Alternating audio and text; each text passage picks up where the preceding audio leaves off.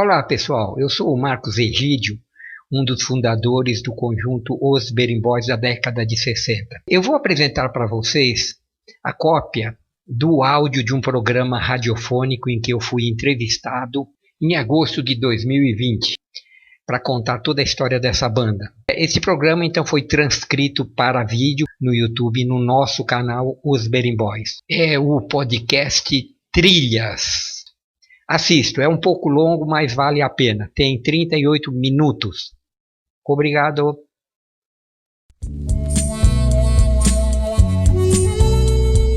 Trilhas. Olá, sejam bem-vindos a mais essa edição do Trilhas Podcast. Bom, vocês já sabem que o Trilhas vai a fundo de verdade no lance de pesquisa e colecionismo, né? É o digging em busca dos protagonistas e não apenas dos discos. Trazer histórias à tona, curiosidades e diversão, além, claro, de muita música. Muita música boa e às vezes até inédita. Estou aqui com um músico importante para a nossa história e que consegui localizar por essas buscas, por essas trilhas. Guitarrista de um conjunto que inicialmente lançou um LP de música instrumental, com alguns standards da época dos anos 60, e depois um raro compacto cantado pelo selo Califórnia. Estou falando aqui de Marcos Egídio, dos Berimbós, dentre outros projetos. E aí, Marcos, tudo bem com você? Em primeiro lugar, eu quero agradecer você, Felipe, pela oportunidade que está me dando dessa entrevista para apresentar o que foi o meu conjunto, Os Berimbós. Eu, na verdade, para quem não me conhece, eu sou o Marcos Egídio. Tenho 77 anos e comecei a estudar acordeon muito cedo. Eu formei-me professor de música em 1959 e no ano 60 já estava tocando com alguns amigos. Eu gostava muito também de poesia, já comecei praticamente antes de me formar, já estava compondo alguma coisa com o meu parceiro que até hoje é o mesmo, Ademir Marinov, cujo nome artístico também é Marinov, e meu nome artístico hoje é Marcos do Acordeon, mas durante muito tempo usei somente meu nome, Marcos Egídio, e foi assim que começou a coisa. Agradeço mais uma vez essa oportunidade. Legal.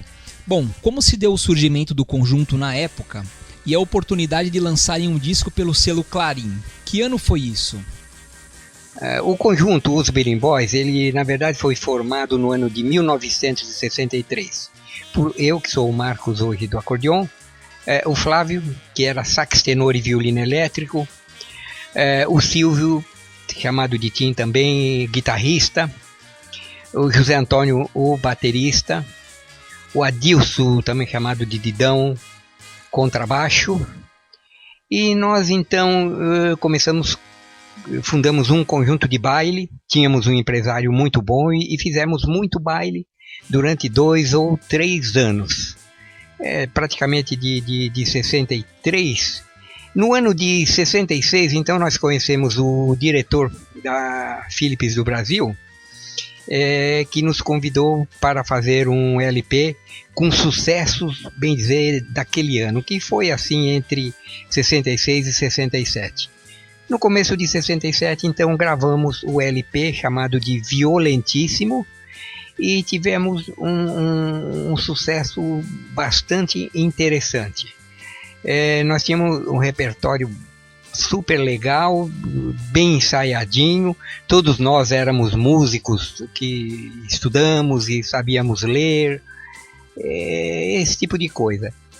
Então nós fizemos esse LP, e esse LP saiu com o selo Clarim, que era um tipo de uma subsidiária da Philips na ocasião, e foi muito bom. Pelas condições da época, em 67, o tipo de gravação ainda era assim um tanto precário. Na verdade, o LP foi gravado ao vivo, não tinha playback, não tinha nada ainda.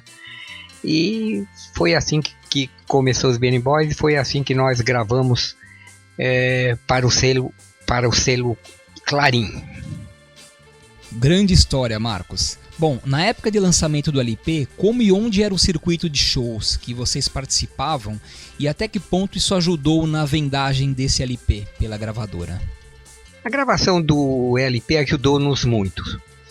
Nós tocávamos todo aquele repertório do LP, chegamos a fazer rádio, TV, e fazíamos muito show, e naquele tempo usava-se muito show em cinema, acompanhando um artista de nome.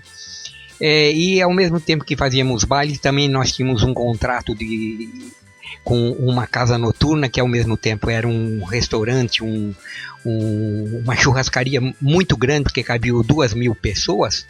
E nessa churrascaria, então, havia show todo sábado e domingo com gente famosa, da jovem guarda, da velha guarda e tal. E nós tivemos a oportunidade de acompanhar os da jovem guarda, os da velha guarda.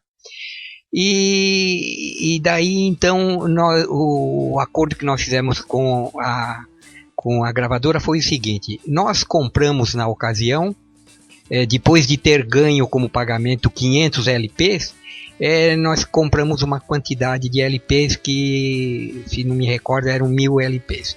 E nós fazíamos essa venda ao vivo no Laçador. Existia um stand lá vendendo o nosso disco, e a gente autografava os discos e vendíamos bastante.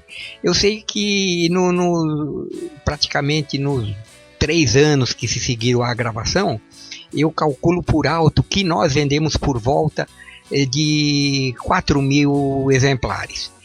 A gravadora em si, não tenho muita certeza, mas o disco era vendido por mala direta, num estojo muito bonito, em que incluía nós dos Berimbau Boys, e o outro era o conjunto chamado Os Carbonos. Eu não posso dizer assim se teve uma outra maneira e quanto eles ganharam, porque esse foi o acordo que nós fizemos na ocasião. Então o conjunto ajudou-nos também, o LP ajudou-nos também a fazer outro tipo de negócio, como a gravação do compacto duplo, que aí já é uma outra história, e foi por aí. E você saberia informar a tiragem desse LP na época?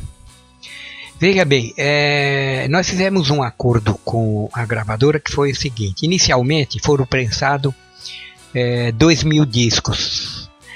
Nós ganhamos pelo trabalho 500 exemplares. Pouco tempo depois nós compramos mais 1.000 exemplares. Nós fazíamos a nossa venda através da churrascaria Laçador, que nós éramos contratados, e realmente em fim de semana, sábado e domingo, eram 2.000 pessoas cada vez que conseguia a casa suportar.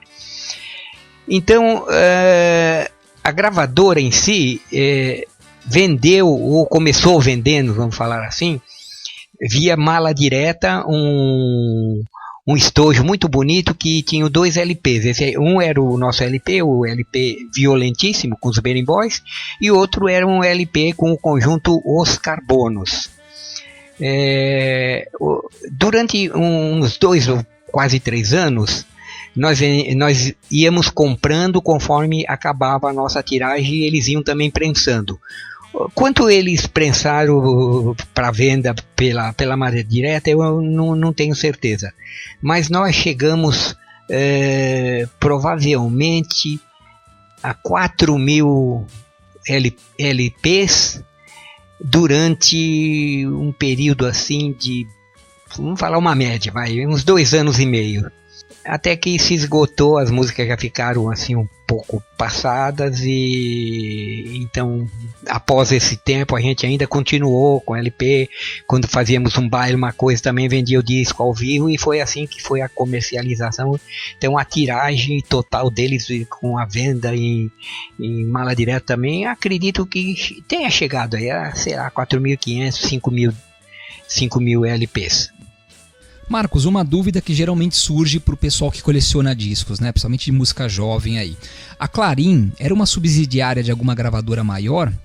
Sabe me dizer se o disco dos Berimbau Boys foi o primeiro lançamento desse pequeno selo? A Clarim era um tipo de uma subsidiária da Philips do Brasil. Eu particularmente já conhecia o Luiz Mocasel, que então era diretor da Philips, em função de que eu era sócio de uma gráfica e cheguei a produzir algumas capas de LP. Eu realmente não me recordo se essas capas de LP elas vinham com o nome Philips ou Clarim, não tenho certeza absoluta. Eu acredito que não tenha sido a primeira gravação do selo Clarim, porque o Mocasel tinha muitos conhecidos tal, e eu realmente não tenho certeza. Tanto é que, como eu falei, no estojo, né, que era vendido pela gravadora, já tinha os carbonos na mesma ocasião. Então acredito que os carbonos tenham gravado inicialmente aos Berimboys. Entendi, Marcos. Curioso isso, né? Bom, depois disso vocês lançaram um compacto pelo selo Califórnia, já com uma outra pegada, né, por ter 2 músicas próprias, o conjunto aí. Como se deu essa mudança na época, essa mudança musical do conjunto? Veja bem, não houve, bem dizer, uma mudança, porque como nós expliquei já, era um conjunto assim, com múltiplas facetas. Em função de fazer baile, a gente tocava bastante bem rock, tocávamos Beatles, Rolling Stones na ocasião, e ao mesmo tempo fazíamos também samba, bossa nova, outros ritmos. Então nós atuávamos, nós éramos jovens, né? Pensa bem, ali tudo na faixa de 22 anos, por aí, 23. Então não houve assim uma mudança. Nós continuamos praticamente acreditando mais na pluralidade de tipo de música, e modéstia à parte, a gente tocava muito bem. Uma pequena observação assim que eu acho, por exemplo, o nosso guitarrista, que era o Tim, inclusive colega já falecido, o Tim, como já vinha de conjunto assim de acompanhamento de Nelson Gonçalves, Orlando Silva, aquela coisa toda, ele tinha uma tacadinha que mudava um pouquinho, mas quando passava um pouco assim pro sertanejo, que você pode ver que, se você prestar bem atenção, as 2 músicas do compacto duplo, né, que gravamos na Califórnia, ele tem um quesinho de dupla sertaneja, as terças que foram feitas assim, mas tudo bem, na ocasião foi válido, tivemos fãs que gostaram. Para você ter uma ideia, eu tenho parentes meus que moram fora do Brasil que até hoje coleciono, tenho tanto o LP quanto o compacto. E qual foi a tiragem do compacto na época e o convite para gravarem pelo selo Califórnia? Para responder essa pergunta, veja bem, eu vou contar uma pequena historinha aqui meio em paralelo. Eu já conhecia o seu Mário Vieira, que era o dono da gravadora Califórnia, porque eu também imprimia para eles, através da minha gráfica, algumas capas de compactos duplos, que a gente chamava. E então, um dia, mudando de assunto, falei do conjunto tal, e convidei-o para assistir uma apresentação nossa. Quando o seu Mário chegou, lá, sentou numa mesa, nós fizemos uma brincadeirinha com ele e tocamos um pedacinho do Sabiá lá na gaiola, o Sabiá lá na gaiola fez um buraquinho, voou. Por quê? Porque o Mário era o compositor dessa música sertaneja, que teve inúmeras gravações, inclusive na ocasião Hebe Camargo e um monte de gente. Pois bem, como entramos no assunto de música, eu falei: Mário, sabe o que acontece? Eu tenho também umas músicas que os Berimboys cantam, assim, na brincadeira, que são de autoria do meu colega Marinov, meu parceiro, e eu, e todas elas foram baseadas em fatos reais. Uma chamava-se Uma Vez por Mês, que no começo era uma música que deveria ser cantada por mulher, porque contava a história de uma namorada cujo namorado ia namorá-la, vamos falar assim, só uma vez por mês, porque ela morava numa cidade do interior muito longe. E a outra chama-se Garota do Meio-Dia, porque também era uma garota que passava naquele horário, ia almoçar, trabalhava no local, ia almoçar, não sei onde. E nós fizemos, ele achou interessante e aí acabamos gravando. O compacto foi uma tiragem pequena, porque foi uma coisa assim, talvez até mais pessoal. Acho que chegamos aí a 1000 discos. E nós recebemos pelo pagamento de ter gravado, porque ele colocava sempre depois esse compacto duplo na coleção de produtos dele para ser vendidos, né? E daí nós ficamos com um número, na verdade, mais nós oferecíamos assim de presente para algum diretor de empresa que estava nos contratando para outros casos. Então, mas mesmo assim, o prefácio do disco foi comentado por um radialista muito famoso, chamava-se Edson Leite, que tinha um programa à noite, um programa noturno que era super ouvido, e ele então muitas vezes tocava lá as músicas. O compacto dos Bearing Boys foi uma forma da gente divulgar, apenas para mostrar que tinha um compacto gravado de músicas autorais. Foi uma fase muito legal. Peço apenas uma desculpa do seguinte: o nome do locutor era Edson Guerra. O Edson Guerra tinha um show, um programa que chamava-se Show da Noite na Jovem Pan, e esse programa era realmente ouvidíssimo. E o Edson também foi foi um conhecido da gente. Após lançarem esse compacto, a banda se desfez? E vocês tiveram algum outro projeto parecido com os Bearing Boys? Por volta do ano de 66, 67, mesmo o conjunto estando numa fase muito boa, chegamos a uma conclusão que deveríamos parar, porque cada componente estava com uma ideia de vida diferente, mudar o estilo de vida, mudar de cidade, Pois bem, então resolvemos parar, apenas terminamos os contratos que nós havíamos de bailes, o laçador havia sido vendido e nós já havíamos saído, e eu então, como tinha a patente do nome os Bearing Boys, pensei numa alternativa de continuar. O meu cunhado, na ocasião, era apenas namorado de minha irmã, também era músico e estava começando também uma banda que estava sendo batizada de Os Deuses. Pois bem, nós fizemos uma fusão, eu entrei, o meu cunhado entrou, o Zé baterista também e tal. Então, nessa fusão, nós chegamos à conclusão que deveríamos iniciar gravando um compacto duplo com músicas autorais.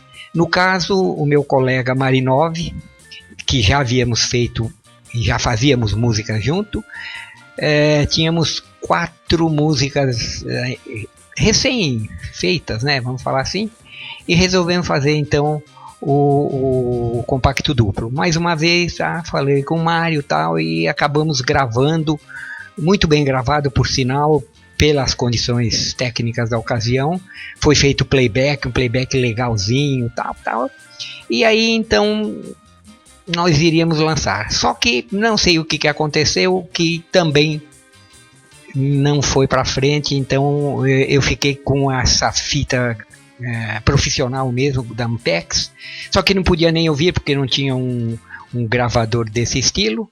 E aproximadamente há uns 4 anos atrás eu consegui que uma empresa me passasse isso tudo para MP3 com a qualidade razoável, no caso gravado pelos Deuses. É isso aí, pessoal. E para fazer uma quebra aqui no podcast, né, uma quebra musical, eu trago em primeiríssima mão 2 das 4 faixas compostas e gravadas pelo conjunto Os Deuses, que foi a sequência do Bearing Boys no final dos anos 60. São músicas que ficaram engavetadas desde então na fita de rolo, como citada pelo Marcos Egídio, e que agora o Trilhas Podcast traz em primeira mão para vocês conhecerem. A primeira é Por Que Eu Gosto de Você, e a segunda faixa, Verinha. Então vamos de músicas inéditas aqui no Trilhas.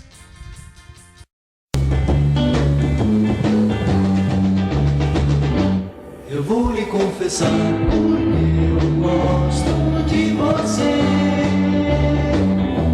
porque me faz chamar e a implorar só por você. Não é pelo sorriso que você tem, nem pelo seu olhar encantador, é só porque você parece o meu antigo amor. Sei que lhe magoei, mas eu só disse o que é verdade. Estando com você do meu amor, sinto saudade. E já que nunca mais eu poderei com o meu verdadeiro amor ficar, eu fico com você que serve pra me consolar.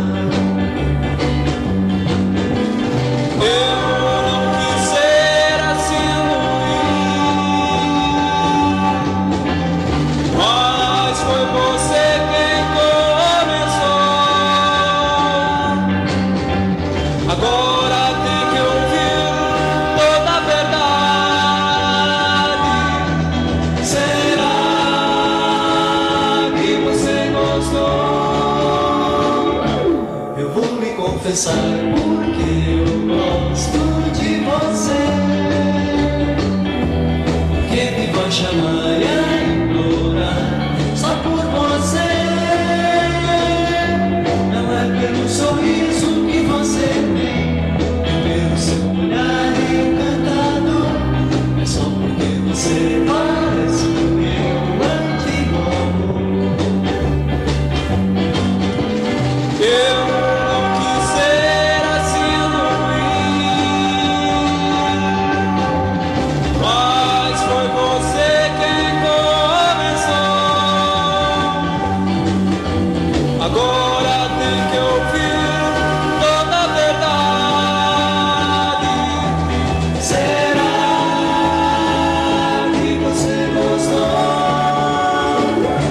Sei que lhe magoei, mas eu só disse o que é verdade. Estando com você no meu amor, sinto saudade.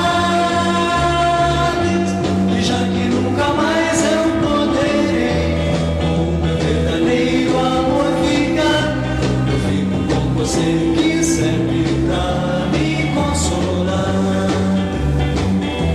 Eu fico com você que serve pra me consolar. Eu fico com você que serve pra me consolar.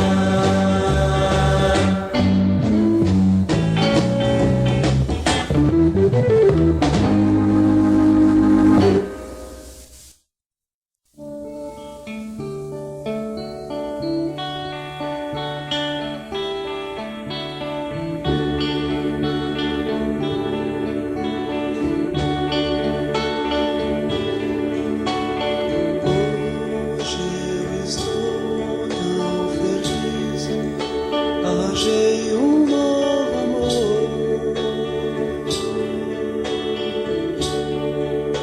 Eu nem tava esperando,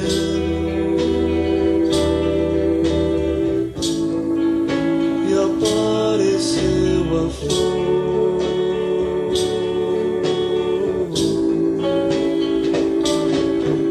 Me deu um sorriso sincero, de repente me prendeu,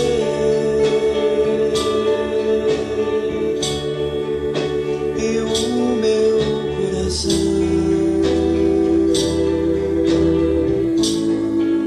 não mais esqueceu.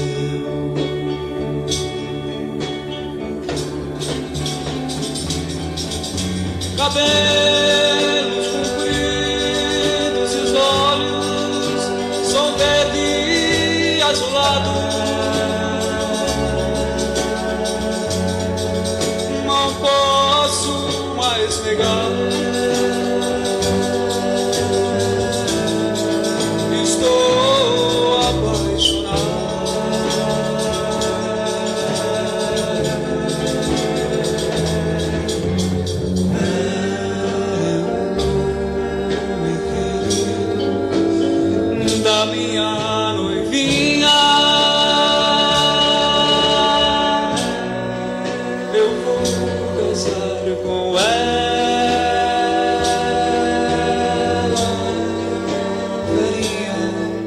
ser minha.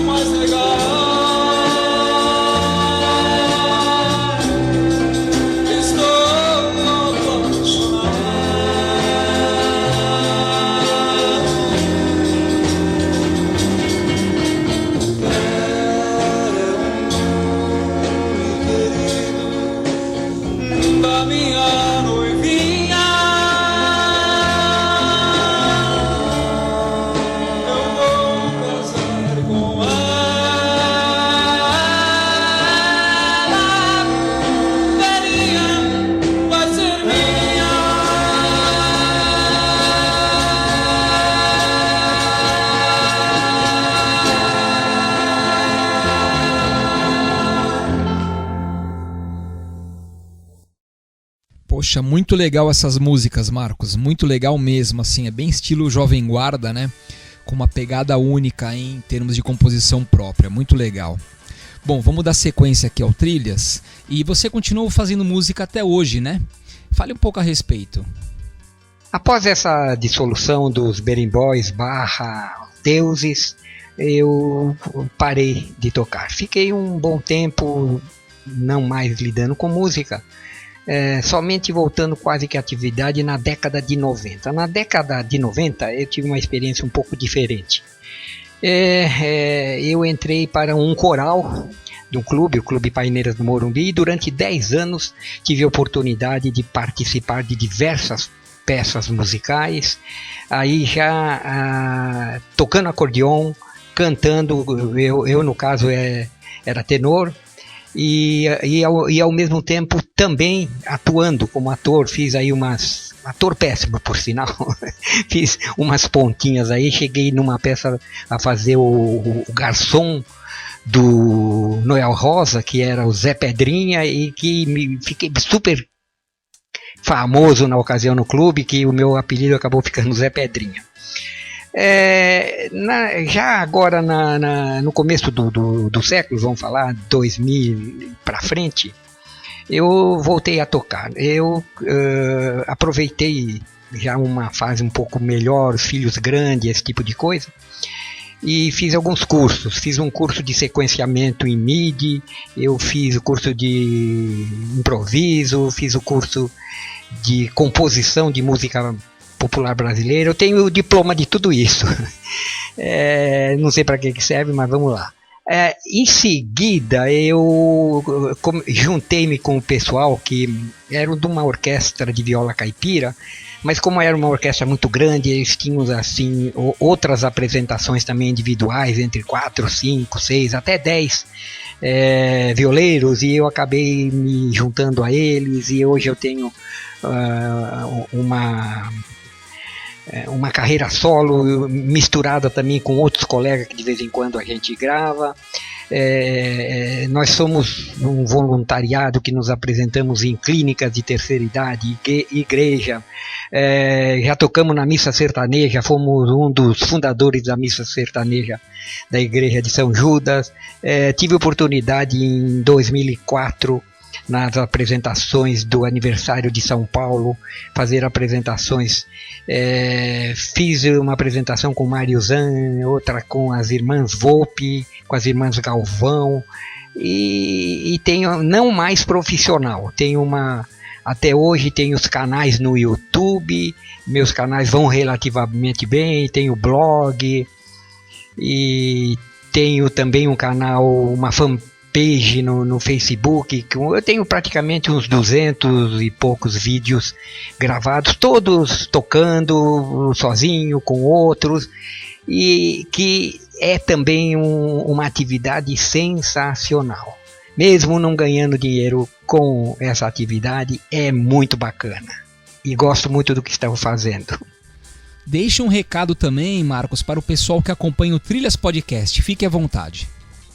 Eu quero agradecer mais uma vez a oportunidade que o Felipe me deu dessa entrevista, de mostrar um pouco o que eu já fiz e o que eu estou fazendo musicalmente. E ao mesmo tempo informar a todos os ouvintes e aos seguidores do Trilhas Podcast que esse trabalho é um trabalho muito bacana que ele está fazendo, de voltar a coisas um pouco mais antigas, mas que tiveram aquele valor bastante bacana pelo que eu tenho visto, e que por alguma razão também não houve um sucesso tão grande na ocasião. Está certo que a coisa era totalmente diferente, naquela época a gente fazia 2.000 discos, já era um sucesso terrível, né? E dou mais uma vez meus parabéns e me coloco à disposição para qualquer coisa que eu possa ajudar futuramente, passagens pelos conjuntos que eu já participei, coisas parecidas desse jeito. Muito obrigado mesmo. Poxa, eu que agradeço, Marcos, a sua disponibilidade em atender o Trilhas.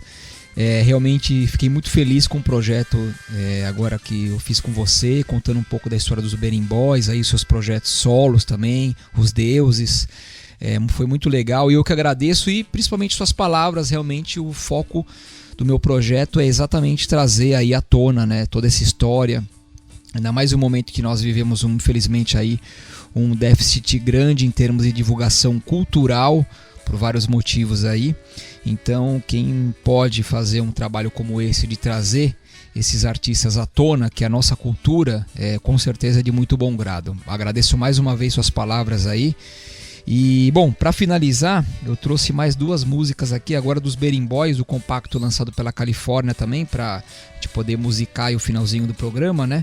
E eu trouxe as 2 faixas do compacto que são cantadas e próprias. Então nós vamos aí com Garota do Meio-Dia e na sequência Uma Vez por Mês. Muito obrigado, pessoal. Fiquem atentos aí, afinal uma trilha pode surgir a qualquer momento. Abraço.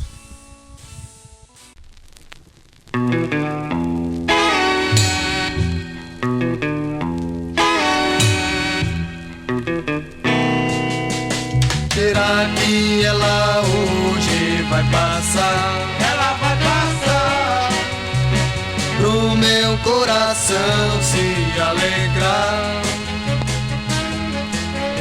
Até a natureza vai ter mais beleza, e o sol da rua toda vai brilhar.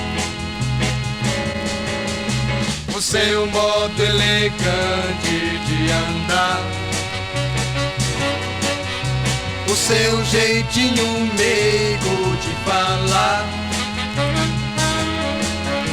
é que me faz sonhar, ter mais ilusão.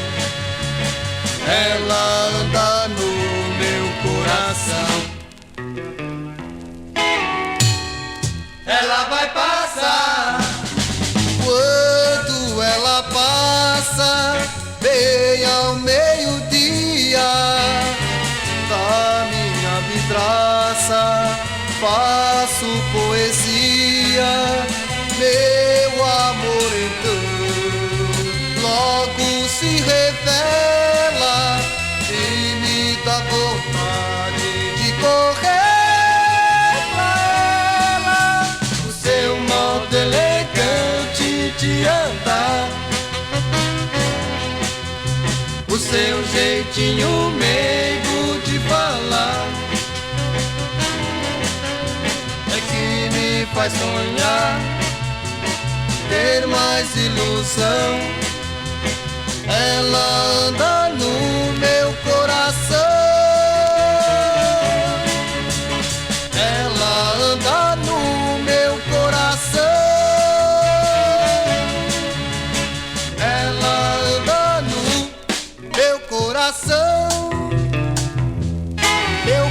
coração,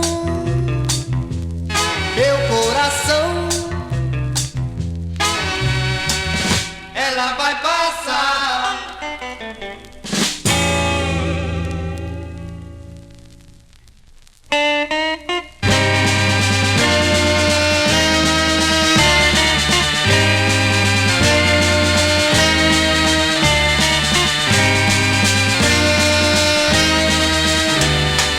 Veja bem que meu bem faz pra mim.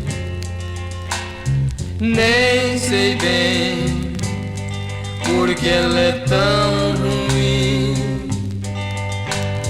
Tem prazer em me fazer sofrer. Só sai comigo uma vez por mês.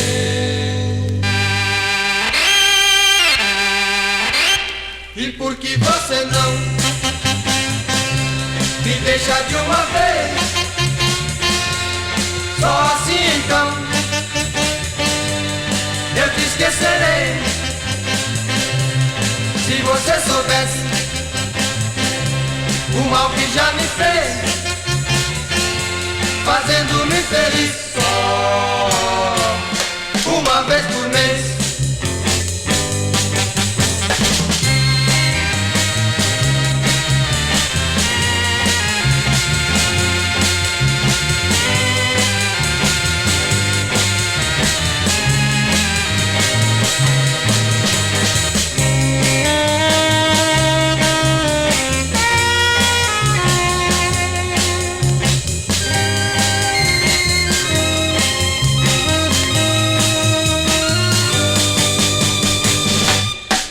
E você não me deixa de uma vez? Só assim então eu te esquecerei. Se você soubesse